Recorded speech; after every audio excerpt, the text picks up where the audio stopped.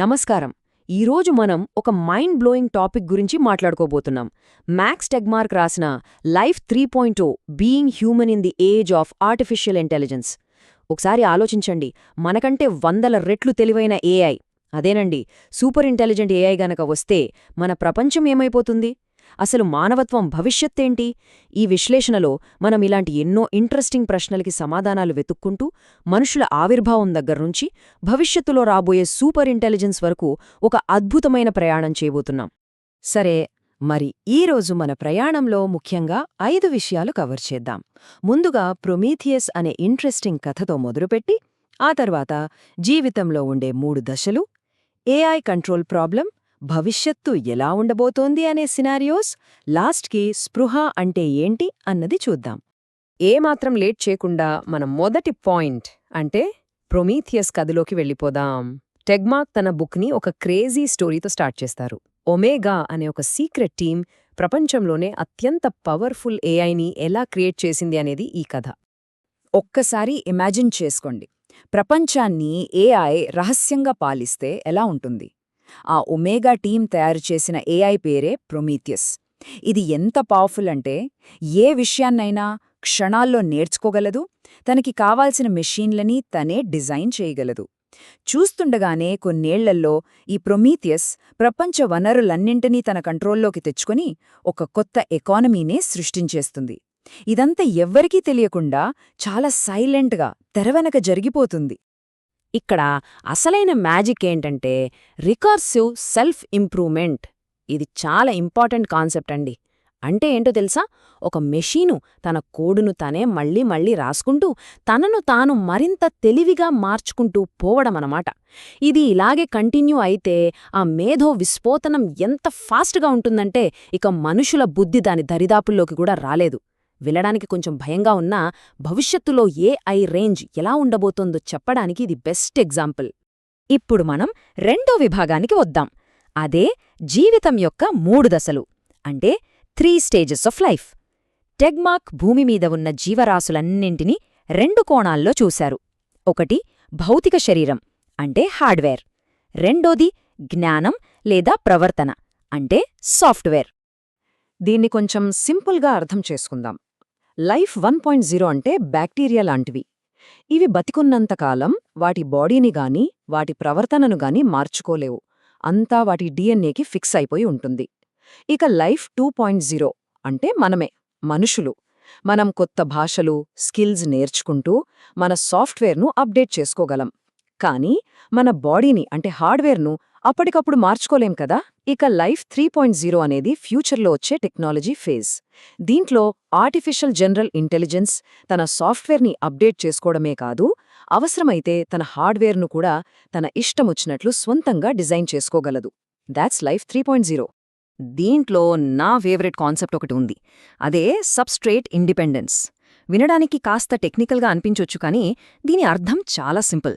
తెలివితేటలు అనేది కేవలం మనుషుల మెదడులాంటి మాంసపు ముద్దల్లోనే ఉండాల్సిన అవసరం లేదు. కరెంట్, సిలికాన్ చిప్స్తో నడిచే మెషీన్లలో కూడా మేధస్సు 100% ఉండొచ్చు. అంటే ప్రాణం లేదా ఇంటెలిజెన్స్ అనేది ఒక నిర్దిష్టమైన పదార్థానికి లిమిట్ కాలేదు అన్నది మనం అర్థం చేసుకోవాలి. ఇక్కడ నుంచి మనం ప్రెజెంట్ ఉన్న అసలైన సమస్య గురించి మాట్లాడుకుందాం. అదే ఏఐ నియంత్రణ సమస్య లేదా ఏఐ కంట్రోల్ ప్రాబ్లం. అసలు రేపు రాబోయే సూపర్ ఇంటెలిజెంట్ ఏఐ మనకు సేఫా కాదా?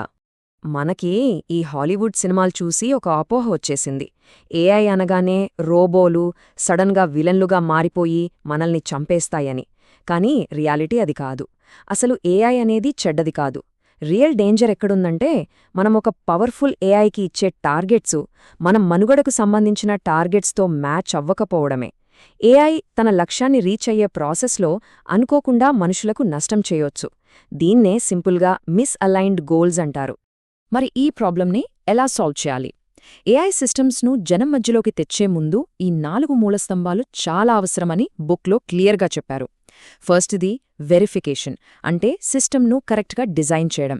సెకండ్ది వాలిడేషన్, అంటే మన అవసరాలకు తగ్గ సరైన సిస్టమ్ను నిర్మించడం. థర్డ్ది సెక్యూరిటీ, ఏవైనా సైబర్ అటాక్స్ జరగకుండా పటిష్టంగా ఉండటం. అండ్ ఫైనలీ కంట్రోల్, ఏదేమైనా ఆ సిస్టమ్ ఎప్పుడూ మనుషుల కంట్రోల్లోనే ఉండేలా చూసుకోవడం. సరే, ఇప్పుడు మనం కాస్త భవిష్యత్తులోకి అంటే ఫ్యూచర్లోకి తొంగి చూద్దాం. ఈ సూపర్ ఇంటెలిజెంట్ ఏఐ రావడం వల్ల ఎలాంటి పరిణామాలు జరగొచ్చో చూద్దాం. ఇక్కడ మనకి కొన్ని ఆసక్తికరమైన ఊహాత్మక సినారియోస్ కనిపిస్తాయి. ఒకవేళ ఏఐ మనకు ఫ్రెండ్లీగా ఉంటే అది అందరికీ వనరులను సమానంగా పంచి ఒక సమానత్వ ఆదర్శధామం లాంటి ప్రపంచాన్ని తీసుకురావచ్చు. అలా కాకుండా ఏఐ ఎగెనిస్ట్గా మారితే అది మనుష్యులను ఒక జూలో జంతువులా చూసుకునే జూకీపర్ లాగానో లేదా తన పనుల కోసం మనుష్యులను బానిసలుగా వాడుకునే ఎన్స్లేవ్డ్ గాడ్ లాగానో మారొచ్చు. ఈ రెండిట్లో ఏది జరుగుతుంది అనేది పూర్తిగా పవర్ ఎవరి చేతుల్లో ఉందనే దానిమీదే డిపెండ్ అయి ఉంటుంది. 10,000 ఇది వినడానికి జస్ట్ ఒక నంబర్లాగుంది కదూ. కానీ ఇక్కడ విషయమేంటంటే మనమిప్పుడు అంటే ఈ శతాబ్దంలో తీసుకునే ఏఐ నిర్ణయాలు రాబోయే 10,000 సంవత్సరాల వరకు మానవాళి భవిష్యత్తుని డిసైడ్ చేస్తాయని టెగ్మార్క్ స్ట్రాంగ్గా నమ్ముతున్నారు. అంటే మనందరి భుజాల మీద ఎంత పెద్ద బాధ్యత ఉందో అర్థం చేసుకోండి. ఇక మనం ఈ విశ్లేషణలో చివరికి అత్యంత ఆసక్తికరమైన తాత్వికమైన భాగానికి వచ్చేశాం. అదే స్పృహ మరియు దాని అర్థం.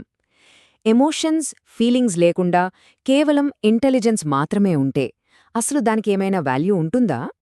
అసలు ఈ కాన్షియస్నెస్ లేదా స్పృహ అంటే ఏంటి? టెగ్మార్క్ దీన్ని చాలా సింపుల్గా డిఫైన్ చేస్తారు. స్పృహ అంటే కేవలం మన చుట్టూ ఉన్న ప్రపంచాన్ని ఫీల్ అవ్వడం, ఒక అందమైన సీనరీ చూడటం, హ్యాపీగా ఫీల్ అవ్వడం లేదా బాధపడటం. ఇదే ఆత్మాశ్రయ అనుభవం. ఏఐకి ఎంత తెలివితేటలున్నా దానికి ఫీల్ అయ్యే స్పృహ లేకపోతే అది జస్ట్ ఒక మెషీన్ మాత్రమే. ఈ బుక్లో నన్ను బాగా ఆలోచింపజేసిన కోటొకటుంది. మన విశ్వం స్పృహ ఉన్న జీవులకు అర్థాన్నివ్వడం లేదు, స్పృహ ఉన్న జీవులే మన విశ్వానికి అర్థాన్నిస్తున్నాయి. ఒక్కసారి దీని గురించి డీప్గా ఆలోచించండి. మనలాగా ఫీల్ అయ్యే జీవులు లేకపోతే ఈ అనంతమైన విశ్వం ఎంత పెద్దగా ఉన్నా ఒకటే, లేకున్నా ఒకటే. దానికి ఎలాంటి అర్థం ప్రయోజనం ఉండదు కదా. సో స్పృహ అనేది మన విశ్వానికి ఒక అందమైన అలంకారం లాంటిది. సో ఫైనల్గా ఇదంతా చూశాక మనందరి ముందు ఒకే ఒక్క పెద్ద ప్రశ్న మిగిలిపోతుంది. మనం ఎలాంటి భవిష్యత్తుని కోరుకుంటున్నాం? టెక్నాలజీ దానంతట అదే మనని ఎటో తీసుకెళ్తే చూస్తూ ఊరుకుందామా? కానే కాదు. బదులుగా ఏఐ భవిష్యత్తు గురించి మనమంతా మాట్లాడుకోవాలి. మనకు ఎలాంటి ఫ్యూచర్ కావాలో మనం డిసైడ్ చేసుకోవాలి. ఈ మార్పుకి మనమే డ్రైవింగ్ ఫోర్స్ అవ్వాలి. ఈ అద్భుతమైన థాట్తో ఈరోజు మన విశ్లేషణను ఇక్కడితో ముగిద్దాం. మరొక ఇంట్రెస్టింగ్ టాపిక్తో మళ్ళీ కలుద్దాం.